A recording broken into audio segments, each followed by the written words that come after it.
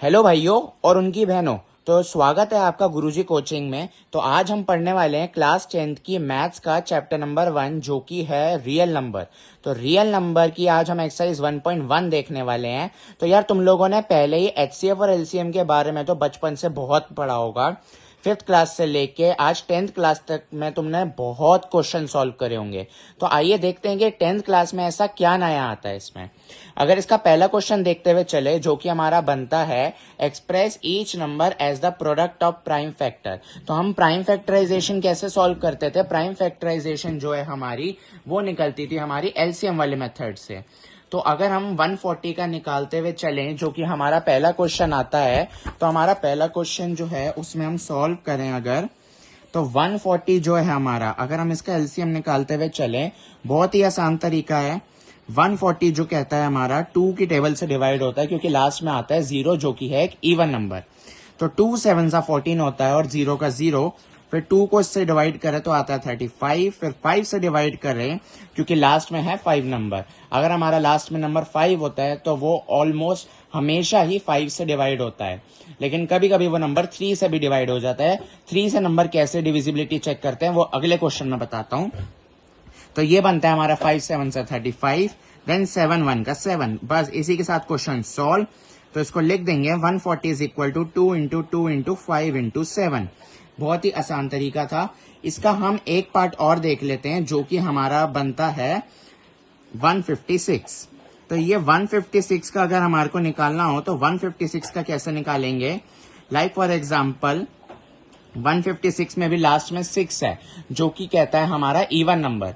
तो 2 से इसको डिवाइड करते हुए चले तो 2 7 14, हमारा 1 बचता है, 1 6 16 यानी कि 2 8 16। फिर इसको दोबारा सॉल्व करते हुए चले तो अब इसमें देखिए ये नंबर हमारा लास्ट में इवन तो है तो ये 2 से डिवाइड हो जाएगा, लेकिन 3 से डिविजिबिलिटी चेक करने के लिए हम दोनों नंबर को आपस में प्लस करके देख लेते हैं। जैसे कि 8 + 7 बनता है हमारा 15। तो यानी प्लस करके हमारा जो आंसर आ रहा है अगर वो नंबर 3 की टेबल में आ रहा है यानी कि ये नंबर हमारा 3 से भी डिविजिबल है। लेकिन हम यहाँ स्मॉलेस्ट प्राइम नंबर लेके चलते हैं तो हम 2 लेके चलेंगे। तो 2 3 6 हमारा 1 बचता है, 2 9 18। 39 हमारा सिंपल दिख रहा है हमारे को 3 से डिवाइड हो रहा है तो 3 1 3, 3 3 9। 13 तो है ही प्राइम नंबर तो 13 1 13। तो इसी के साथ 156 को लिख देते हैं 2 इंटू 2 इंटू 3 इंटू 13। इसी के साथ ये वाला क्वेश्चन भी सॉल्व होता है। एक पार्ट इसका और देख लेते हैं जो कि हमारा कहता है 5005। अब 5005 का भी बहुत आसान तरीका है हमारा। 5005 को अगर हम सॉल्व करते हुए चले जो कि हमारा 5 से डिवाइड हो रहा है तो 5 1 5 0 0 1।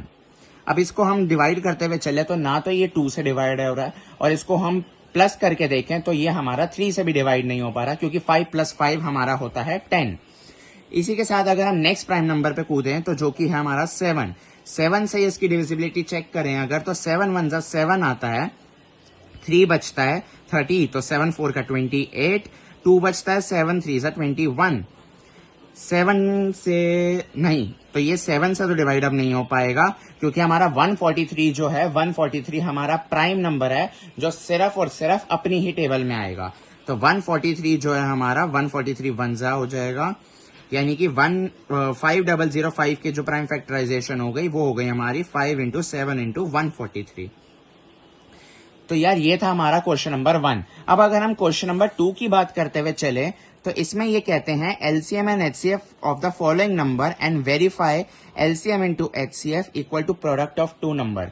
तो यार एलसीएम एचसीएफ तो तुमने पहले पढ़ रखा है। अब 10th क्लास में हमारी नई प्रॉपर्टी क्या आती है कि एलसीएम इंटू एचसीएफ जो होता है हमारा वो प्रोडक्ट ऑफ 2 नंबर्स के इक्वल होता है। आइए कैसे मैं सॉल्व करके दिखाता हूं। हमारा पहला पार्ट है 26 इंटू 91। तो इस पार्ट को सॉल्व करने के लिए हम करते हैं क्वेश्चन नंबर 2 पार्ट नंबर 1 हमारा जो कि है 26 एंड 91। तो इसको सॉल्व करते हुए अगर हम चलें तो 26 का हम सबसे पहले प्राइम फैक्टराइजेशन कर लेते हैं जो कि है हमारा 2 से डिवाइड करें अगर तो 13, देन 13 1 13। 91 को डिवाइड करते हुए चलें तो 7 से डिवाइड करेंगे क्योंकि ना तो ये 2 से डिवाइड हो रहा है, ना ये 3 से डिवाइड हो रहा है, ना ये 5 से डिवाइड हो रहा है। तो 7 से अगर हम इसको डिवाइड करके चलें तो 13, देन 13 1 सा 13। अब एलसीएम और एचसीएफ निकालने का आसान तरीका, अगर हम एलसीएम लेते हुए चलें तो पहले हम दोनों नंबर के फैक्टर्स लिख लेते हैं। 26 is equal to 2 into 13 and अगर हम 91 के लिखते हुए चले तो वो होता है 7 इंटू 13। तो इसको यहाँ काट देते हैं। तो 26 के हमारे फैक्टर, तो दोनों नंबर में जो हमारा कॉमन फैक्टर आ रहा होता है वो नंबर हमारा कहलाता है एचसीएफ। यानी कि 13 हमारा कॉमन आ रहा है तो ये बन जाएगा हमारा एचसीएफ। तो अगर हम एचसीएफ लिखते हुए चलें तो एचसीएफ हो गया हमारा 13। इसी के साथ अगर हम एलसीएम देखें तो एलसीएम का सिंपल सा फंडा है यार। एलसीएम के लिए जो नंबर हमारा कॉमन आ रहा है उसको हम एक बार ही लिख देंगे और बाकी के बचे हुए जितने भी नंबर हैं उन सबको एक एक बार मल्टीप्लाई कर देंगे। यानी कि अगर देखें तो 13 कॉमन था, उसको एक बार लिख देते हैं। इसी के साथ 2 इंटू 7 और था हमारे पास, इन दोनों को भी साथ में मल्टीप्लाई कर देंगे हम। तो 13 इंटू 2 होता है 26, 26 इंटू 7 क्या होता है 7 6 का 42, 7 2 का 14 प्लस 4 18, यानी कि हमारा आंसर आ जाता है 182। सिंपल। अब इन्होंने इस क्वेश्चन में हमारे को एक प्रॉपर्टी दी थी कि एचसीएफ इंटू एलसीएम जो होता है हमारा वो प्रोडक्ट ऑफ टू नंबर के इक्वल होता है। अब ये प्रोडक्ट ऑफ टू नंबर कौन से हैं? तो यार ये दो नंबर वही हैं जो तुम्हारे को क्वेश्चन में गिवन है। तो एचसीएफ इंटू एलसीएम यानी कि हमारा एचसीएफ था 13 एंड एलसीएम था हमारा 182। तो प्रोडक्ट ऑफ टू नंबर थे हमारे 26 एंड 91। तो अगर अब हम इन दोनों को मल्टीप्लाई करते हुए चलें तो 182 इंटू 13 अगर मैं कर देता हूं जो कि मेरा बनता है 3 8 24, 3 5, ये 1 2 2 आ गया 8 1। अगर मैं इनको प्लस करता हुआ चलूं तो ये आंसर देता है 2366। यानी इनको मल्टीप्लाई करके मेरा 2366 आ जाता है। एंड अगर मैं 26 इंटू 91 करता हुआ चलूं तो यार ये मेरा बन जाएगा 9 6 का 54, 9 2 18 प्लस 5 23, जो कि मेरा आंसर दे रहा है 2366।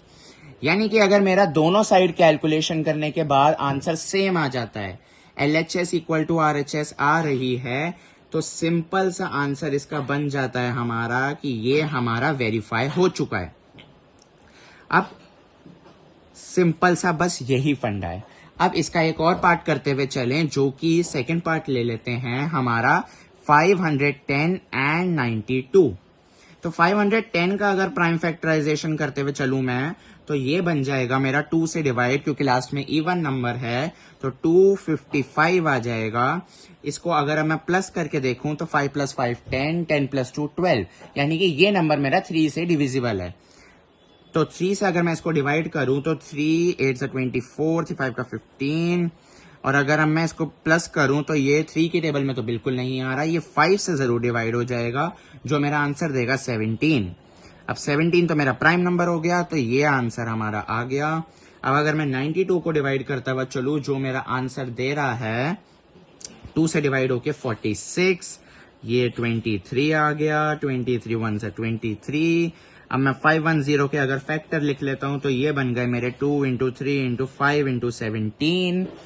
और अगर अब मैं 92 के फैक्टर लिख लूं जो कि मेरे बन गए 2 इंटू 2 इंटू 23, तो मेरा कॉमन नंबर तो आ गया एक 2, यानी कि मेरा एचसीएफ तो हो गया यार 2। और अगर मेरा एलसीएम निकालना मैं चाहूं तो एलसीएम मेरा हो जाएगा, दोनों में से कॉमन नंबर कौन सा है 2, बाकी के बचे हुए नंबर और लिख लेंगे और इनका आंसर निकाल देंगे मल्टीप्लाई करके। तो यार 2 3 6, 6 5 का 30, 32 का 60, 60 इंटू 17 इंटू 23 अगर हम करते हुए चलें, जो कि मेरा आंसर दे देगा 7 6 का 42,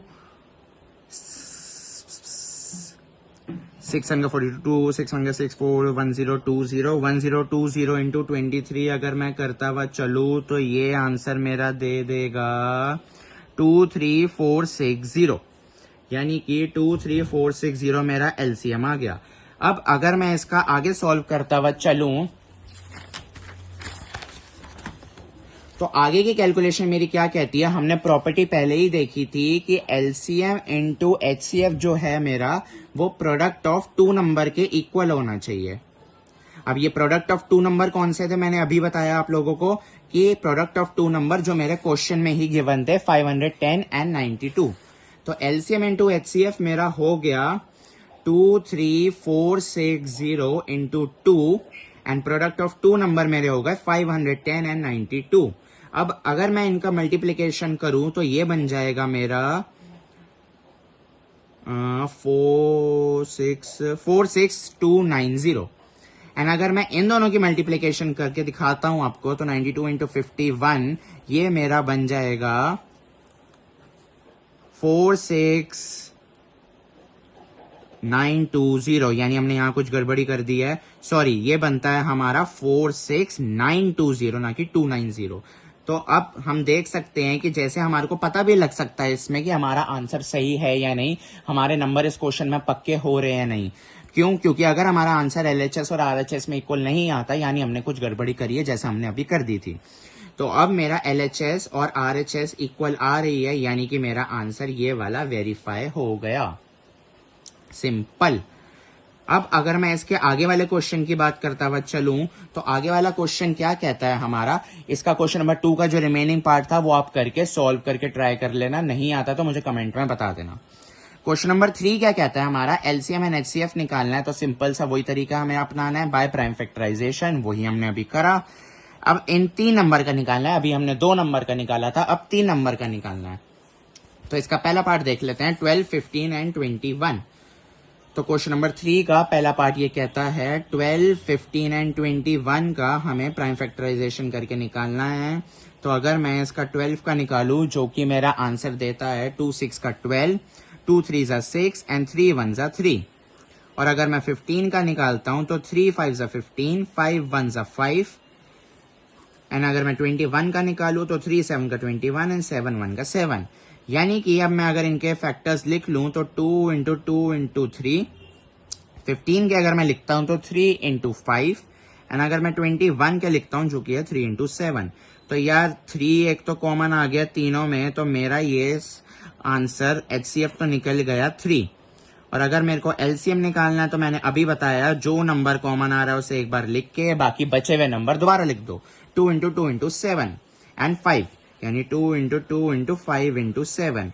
इनको मल्टीप्लाई करेंगे, 3 2 का 6, 6 2 का 12, 12 5 का 60, 67 का 420। यानी कि मेरा 420 जो है वो मेरा इस नंबर का आंसर आ गया। अब मेरे को इनमें क्वेश्चन में इन्होंने और तो कुछ पूछा नहीं था। अब इसका एक पार्ट और देख लेते हैं जो कि है मेरा 8, 9 एंड 25 थर्ड पार्ट। 8, 9 एंड 25। तो अगर मैं 8, 9 एंड 25 को अब सॉल्व करता हुआ चलूं तो इसमें मैं 8 के फैक्टर निकाल लूं अगर, तो ये बनता है 2 4 8, 2 2 4 एंड 2 1 2। एंड अगर मैं 9 करूं तो 3 3 9 एंड 3 1 3। 25 को अगर सॉल्व करें तो 5 से डिवाइड होता हुआ 5 5 का 25 एंड 5 1 5।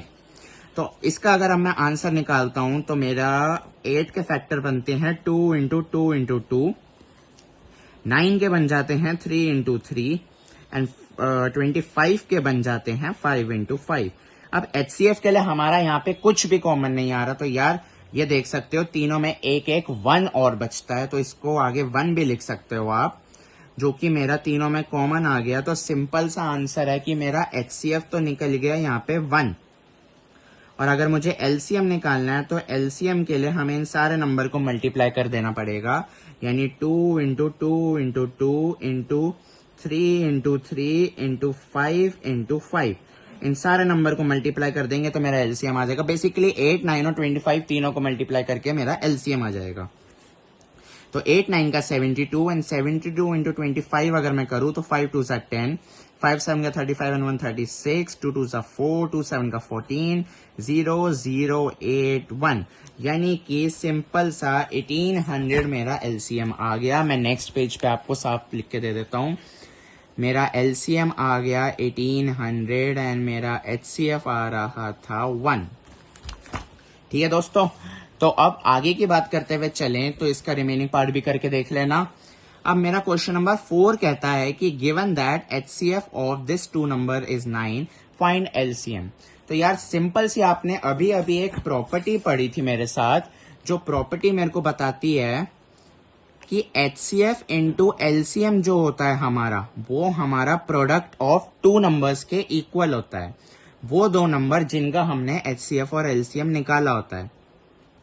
तो HCF इंटू LCM देखें अगर हमारा, तो यहाँ पे हमारे को HCF गिवन है 9, जो कि मैं लिख देता हूं 9। अगर मैं LCM को लेट कर लूं X, तो मेरे प्रोडक्ट ऑफ टू नंबर हैं 306 एंड 657। तो मैं यहाँ पे इसको लिख देता हूं, मैं इसको अभी इंटू नहीं करूंगा, क्यों? क्योंकि ये आगे जाके कैंसिल आउट हो जाएंगे, जो कि मेरा इजी हो जाएगा। तो अगर x को यहीं छोड़ते हैं तो ये 306 इंटू 657 से डिवाइड हो जाएगा मेरा 9। अब मैं अगर इसको डिवाइड करूं तो मेरा आंसर बन जाएगा 3 3 जा 9, 3 1 जा 3 0 एंड 3 2 का 6, 3 1 जा 3, 3 3 जा 9, 1 बचता है, 3 4 का 12, यानी कि 34 इंटू 657 अगर मैं कर दूं तो वो मेरा एलसीएम बन जाता है 657 इंटू 34, 4 7 का 28, 4 5 सा 20 इंटू 22, 2 लगा 2 कैरी, 4 6 का 24, 26, 3 7 का 21, 1 लगा 2 कैरी, 3 5 का 15, 2 17, 3 6 का 18, 1 19। हमारा आंसर बन जाता है 22338, यानी कि मेरा आंसर एलसीएम आ रहा है 22338। ठीक है, अब आगे चलते हैं क्वेश्चन नंबर 5। अब ये मेरा 10th क्लास का एक नया क्वेश्चन आता है देखने में कि check whether 6 raise to the power n can end with digit 0 for any natural number n। तो पहले क्वेश्चन का मतलब समझते हैं कि ये कह रहा है कि अगर मैं 6 की पावर n यानी n की जगह मैं कोई भी नंबर ऐसा लिख दूं, यानी इसकी पावर में कोई भी नंबर मैं लिख दूं, तो क्या ये नंबर जो है मेरा कभी भी आंसर जो आएगा वो 0 से एंड होगा या नहीं? आइए इसको चेक करते हुए अगर हम चलें तो क्वेश्चन नंबर 5 हमारा कह रहा है कि अगर मैं 6 raise to the power n ले लूं, यहां मैं n की जगह पुट करके देख लूं कोई भी नंबर, सपोज मैं n की जगह 0 ले लेता हूं, तो ये मेरा बनता है 6 रेज टू द पावर 0। किसी की भी पावर 0 होती है तो वो बन जाता है हमारा 1। अब अगर मैं लेके चलूं put n is equal to 1, यानी मैं n की जगह अगर 1 पुट कर देता हूं तो 6 रेज टू द पावर 1 बनता है 6। लेकिन अगर अब मैं पुट कर देता हूं n की जगह कोई बड़ा नंबर पुट करके देख लेते हैं, n की पावर 5, यानी कि 6 की पावर 5 मेरा बन गया 6 इंटू 6 इंटू 6 इंटू 6 इंटू 6। तो 6 6 का 36 इंटू 6 216 एंड 6 6 का 36। तो अगर मैं 216 इंटू 36 कर दूं, 6 6 का 12, 6 1 6 एंड 1 7, 6 2 12, 3 6 का 18, 3 1 3 and 1 4, 3 2 6, 2 8 7 15, 4 2 6 and 1 7, 6 7, यानी कि 7752। तो सिंपल सा हम देख सकते हैं ये नंबर भी 2 से ही एंड हो रहा है, यानी कि अगर मेरा कोई भी नंबर हो तो वो अगर देखा जाए तो 6 की पावर n हमारा कभी भी ऐसा नहीं होगा कि वो नंबर मेरा 0 से एंड हो। तो यहाँ ये 1 से एंड हो रहा है, यहाँ ये 6 से एंड हो रहा है, यहाँ ये 2 से एंड हो रहा है, तो ऐसा कोई भी नंबर नहीं है कि अगर मैं उसको 6 की पावर बना दूं तो ये नंबर मेरा 0 से एंड हो। तो हम लिख देंगे hence there is not any real number present for which 6 raise to the power n can end with 0। ठीक है, तो अब अगर आगे बात करते हुए चलें तो एक क्वेश्चन आता है क्वेश्चन नंबर 6, जिसमें ये कह रहे हैं कि एक्सप्लेन करो कि ये जो मैंने नंबर्स दे रखे हैं ये कॉम्पोजिट नंबर है। तो यार कॉम्पोजिट नंबर हमने हमारी पहली की क्लास में पढ़ रखे हैं कि हमारे पास नंबर होते हैं, एक होता है प्राइम नंबर, एक होता है कॉम्पोजिट नंबर। तो प्राइम नंबर होता है एक हमारा और दूसरा नंबर मैंने बोला कॉम्पोजिट नंबर। तो प्राइम नंबर और कॉम्पोजिट नंबर दोनों में फर्क क्या है? प्राइम नंबर जो होता है हमारा, ये वो नंबर होते हैं जो सिर्फ अपनी ही टेबल में आते हैं। लाइक फॉर एग्जांपल मैं लेके चलो 2 3 5 7 11, ये वाले सारे नंबर, ऐसे और भी बहुत सारे हैं। तो ऐसे ये जो नंबर होते हैं जो खुद की टेबल में आते हैं, किसी और की टेबल में ना आके, या तो खुद की टेबल में या सिर्फ 1 की टेबल में, तो वो नंबर मेरे कहलाते हैं प्राइम नंबर। और कॉम्पोजिट नंबर ऐसे नंबर होते हैं जिनके मेरे 2 से ज्यादा फैक्टर होते हैं, number having more than 2 factors. यानी कि अगर मैं इसका एग्जांपल लेता हुआ चलूं तो सबसे छोटा एग्जांपल है कॉम्पोजिट नंबर का, जो कि है 4।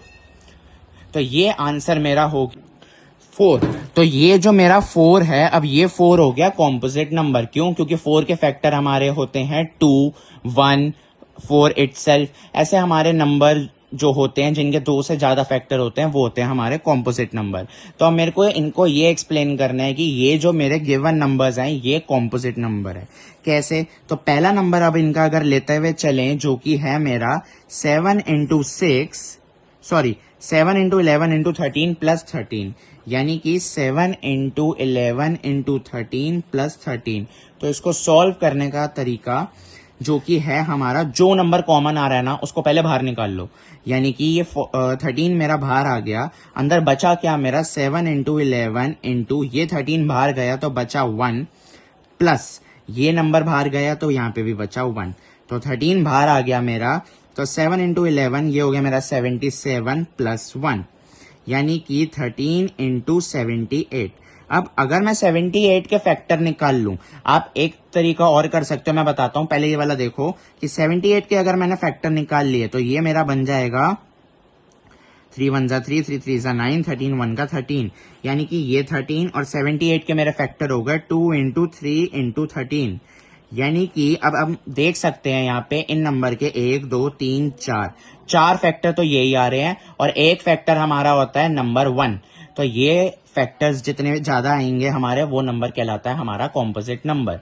आप एक तरीका और कर सकते हो कि इस नंबर को जो है 13 इंटू 78 को पहले ही इंटू कर लो और उसके बाद उस नंबर का फैक्टर निकाल के दिखा दो। तो यार ये तरीका यहीं पे वैसे ये वाला ज्यादा इजी रहता है। तो हम यहाँ पे लिख सकते हैं hence it has more than 2 factors, so it is composite number। ठीक है, तो हमारे कॉम्पोजिट नंबर भी क्लियर हो गया अब हमारे को। तो अब इसका एक लास्ट क्वेश्चन आता है इस एक्सरसाइज का, जो कि ही बड़ा इजी है, जो आप होमवर्क में करके मेरे को कमेंट में जरूर बताना। इसको मैं समझा देता हूं। There is a circular path around the sports field. Sonia takes 18 minutes to drive 1 round of the field while Ravi takes 12 minutes. Suppose they both start at the same time, at the same point and at the same time and go in the same direction. After how many minutes will they meet again at the starting point? यानी यार ये simple से question में ये कह रहे हैं, एक सर्कुलर पाथ है हमारा जिसके अंदर सोनिया नाम की एक लड़की है जिसको 18 मिनट लग रहे हैं एक राउंड को कवर करने में, वहीं रवि को लग रहे हैं 12 मिनट। अगर वो दोनों सपोज करो एक ही टाइम पे स्टार्ट कर रहे हैं एक साथ और सेम डायरेक्शन में जा रहे हैं हमारे, तो मेरे को बताओ कि कितने मिनट के बाद वो दोनों सेम स्टार्टिंग पॉइंट पे मिलेंगे। तो जब भी कोई भी ऐसा क्वेश्चन आता है जिसमें वो बोल दे they meet again at the starting point या सेम पॉइंट, या कभी कभार ना हमारा बेल्स का क्वेश्चन आता है जो आगे मैं आपको एक्स्ट्रा क्वेश्चन में करवाऊंगा, जिसमें वो बेल्स में बोलते हैं कि बताओ कि कब तीनों बेल हमारी दोबारा एक साथ बजेंगी। तो ऐसे ऐसे सारे क्वेश्चंस में यार हमारा निकलता है एलसीएम। तो अब एलसीएम निकालना तो मैंने आपको बता दिया, अब ये एलसीएम निकालेंगे कैसे वो आप लोग मुझे करके कमेंट में आंसर जरूर बताओगे। ठीक है, तो आगे के क्वेश्चन, आगे की एक्सरसाइज हम नेक्स्ट वीडियो में देखेंगे। अगर ये वीडियो मेरी पसंद आई हो तो please like, subscribe and share with your friends. Thank you, have a nice day.